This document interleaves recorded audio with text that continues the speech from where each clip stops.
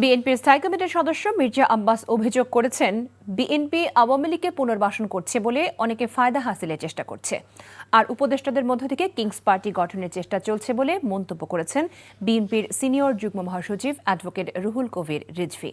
বলেন, সরকারের ভেতরে থেকে রাজনৈতিক দল গঠনের চেষ্টা করায় তাদের নিরপেক্ষতা নিয়ে প্রশ্ন উঠছে। ইফতেখার রেজার রিপোর্ট।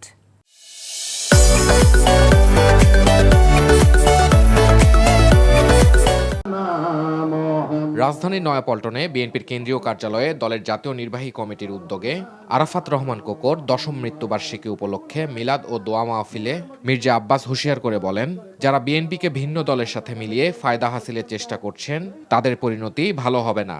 নতুন মুখে কথা ফুটলে বাচ্চারা যেভাবে কথা বলে না, আবল তাবল প্রলাপ বকতে থাকে।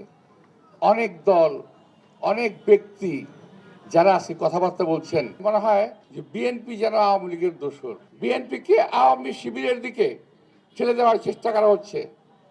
আর আমি পরিষ্কার ভাবে বলতে চাই, আপনারা নিজের চেহারাটা আয়না দিয়ে দেখুন। তবে বিএনপিকে যারা ভিন্ন শিবিরে ঠেলে দিয়ে ফায়দা হাসিলের চেষ্টা করছেন, এটার পরিণতি কিন্তু ভালো হবে না।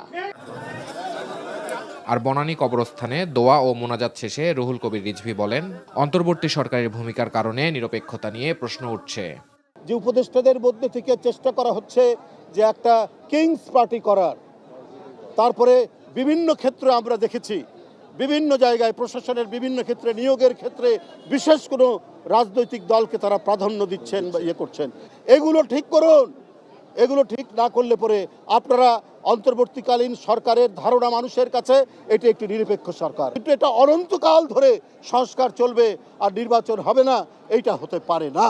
বিএনপির দীর্ঘ 15 বছরের গণতান্ত্রিক আন্দোলন গণ অভ্যুত্থানের পথকে সুগম করেছে এবং এই আন্দোলনের ফসল অন্তর্বর্তী সরকার বলেও মন্তব্য করেন বিএনপি নেতা রুহুল কবির রিজভী।